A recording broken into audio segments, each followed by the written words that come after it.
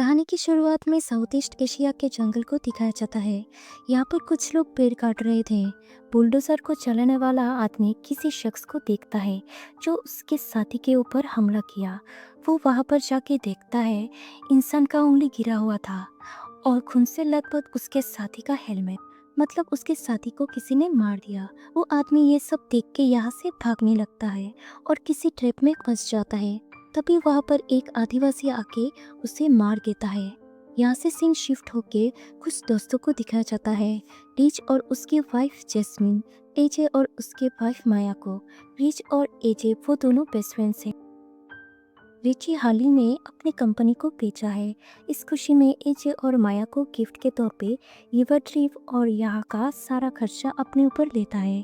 थोड़ी देर बाद माया और एजे को दिखाया जाता है। एजे बहुत अपसेट था क्योंकि रिची एजे के घर पे वो कंपनी शुरू किया था और एजे को ना बता के कंपनी बेच दिया और कहता है ऑफिस के सब लोग जानते हैं मैं बॉस की बेटी से शादी किया, इसीलिए मुझे जॉब मिला।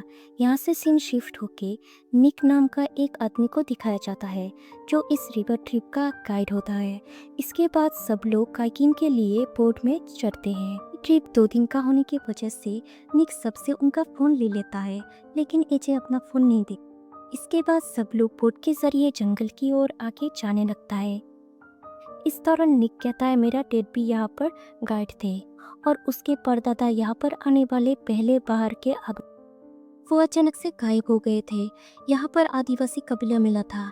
इससे एजे कहता है अगर वो लोग वापस नहीं आए तो उन्हें कैसे पता यहाँ आदिवासी कबीला है। इसे निक कहता है बाद में उन्हें उनका कुछ सामान मिला था। मतलब ये आदिवासी नरभक्षी है। जंगल की कटाई की वजह से उन्हें अंदर की ओर धकेला जा रहा था। खाने के लिए जानवर भी कम पड़ गए। ये लोग भूखे हैं इसलिए ऐसा करते हैं। वो अपने जंगल को बचाना चाहता है। यहाँ से सीन शिफ्ट होके 2 राइडर को दिखाया जाता है। वो लोग जंगल में लाइव होते हैं। वो व्यूज़ के लिए जंगल के उस एरिया में जाता है जहाँ पर जाना मना है। थोड़ी ही देर में वो दोनों बाइक से गिर जाते हैं। वो लड़की जाके देखती है उसका साथी का सर गायब है। वो डर के यहाँ से जान बचा के भागते भागते एक गुफा के अंदर जाती है। वो अपने फ़ोन से हेल्प मांग रही थी। तभी एक नरभक्षी आके उसे मार देते हैं। इधर ये लोग पेड़ के नीचे कैंप बनाता है रात गुजरने की। निक और माया की काफ़ी देर तक बात होने के दौरान निक नरभक्षियों के बारे में कहता है। वो लोग इंसानों को एकदम से नहीं मारता, खाने को ताज़ा रखने के लिए उन्हें जिंदा रखते हैं। और उस बुलडोज़र चलाने वाले उस आदमी के बारे में कहता है। पेड़ काटने के दौरान वो लोग उस कबीले के पास चले गए थे जिस वजह से उस आदमी को आदिवासियों ने पकड़ लिया था। इसी बीच एजे आ जाता है। ये बात यहीं पर ही ख़त्म हो जाता है। सब लोग सो जाते हैं। थोड़ी देर बाद जैस्मिन वॉशरूम के लिए जाती है। तभी एजे जैस्मिन को पकड़ लेता है। तभी हम जानते हैं जैस्मिन एजे की गर्लफ्रेंड है। वो दोनों चुप चुप के मिलते हैं। एजे माया के डैड का रिटायर होने का इंतज़ार कर रहा था जिसके बाद उस कंपनी का मालिक एजे होगा।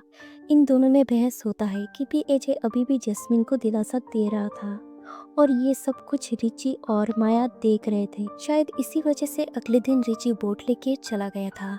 वो लोग रिची को ढूंढने जाते हैं और उस रास्ते से जाने को कहता है जिस रास्ते में खतरा है क्योंकि वो नरभक्षियों का एरिया है। पहले तो निक जाने से मना करता है। मजबूरन निक को उनके साथ जाना पड़ता है। निक बोट के पास रुकता है। वो लोग जंगल में रिची को ढूंढने जाते हैं। थोड़ी देर बाद निक जंगल के अंदर जाके देखता है लोगों के सामान और उसके परदादा का कैप मिलता है। तभी उसे वहाँ पर एक आदिवासी दिखाई देता है। वो यहाँ से भागने की कोशिश करता है। पीछे से एक आदिवासी आके उसका गला काट के मार देता है। इधर ये लोग गुफा के अंदर जाके देखता है रिची का बैग। अचानक से रिची वहाँ पर आ जाता है। वो लोग बोट के पास जाके देखता है निक गायब। उन्हें लगा निक यहाँ से चला गया। वो लोग बोट से आगे बढ़ने लगता है। आगे निक का बोट मिलता है खुद से लथपथ। ऊपर निक का बैग के पास जाता है। वहां पर एक बर्तन में निक का सर उबल रहा था। इधर आदिवासी लोग नदी में पेड़ गिरा रखा था। इसी बीच आदिवासी उन पर हमला करता है जिससे उनका बोट भी बह जाता है। अब आगे का रास्ता उन्हें पैदल ही जाना होगा। रास्ते में ये लोग जंगली फ्रूट्स खाते हैं। रात हो जाने की वजह से जंगल में ही रात गुजारेगा। मच्छर काटने की वजह से एजे अपने ऊपर कीचड़ लगा लेता है। थोड़ी देर बाद एक आदिवासी आता है एजे कीचड़ के अंदर होने की। इसके बाद एजे जाके उस आदिवासी के ऊपर हमला करता है। तभी वहां पर रिची आ जाता है। उन लोगों में हाथापाई हो रहा था। इसी बीच एजे ऊपर से गिर के बेहोश हो जाता है। जब उसे होश आता है वो देखता है रिची को ये लोग पकड़ के ले जा रहा था। एजे छुपके से रिची के पास जाता है, उससे माफ़ी मांगता है और उसे प्रॉमिस करता है जैस्मिन और माया को मैं कुछ नहीं होने दूंगा। इसके बाद ये लोग बहुत ही बेरहमी से रिची को मार देता है। जब सुबह होता है एजे जैस्मिन और माया से झूठ बोलता है। रिची आगे जीप ढूंढने गया है। थोड़ी देर बाद आदिवासी उनका पीछा करने लगता है। ये लोग भागने लगता है।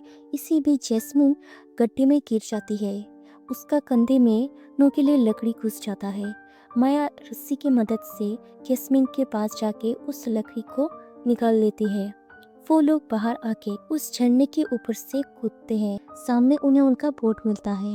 वो लोग बोट से आगे जाने लगता है। इसके बाद एजे जंगल के अंदर जाके अपने फोन से वीडियो बनाता है और हेल्प मांगता है।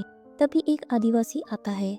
उन दोनों में हाथापाई होता है। वो आदिवासी जैस्मिन और माया के ऊपर हमला करे उससे पहले आदिवासी की खंजर से एजे उसका सर काट देता है। तभी वो देखता है बहुत सारे आदिवासी यहाँ पर आ रहे थे। एजे अकेले उनसे लड़ने जाता है। वो लोग उसे मार देता है। शायद जैस्मिन और माया से उनका ध्यान भटकाने के लिए ऐसा किया होगा। खैर इसके बाद जैस्मिन और माया पहाड़ चढ़ के ऊपर उठता है। तभी एक गाड़ी आता है इन्हें लेने और इसी तरह इस मूवी का एंड हो जाता है।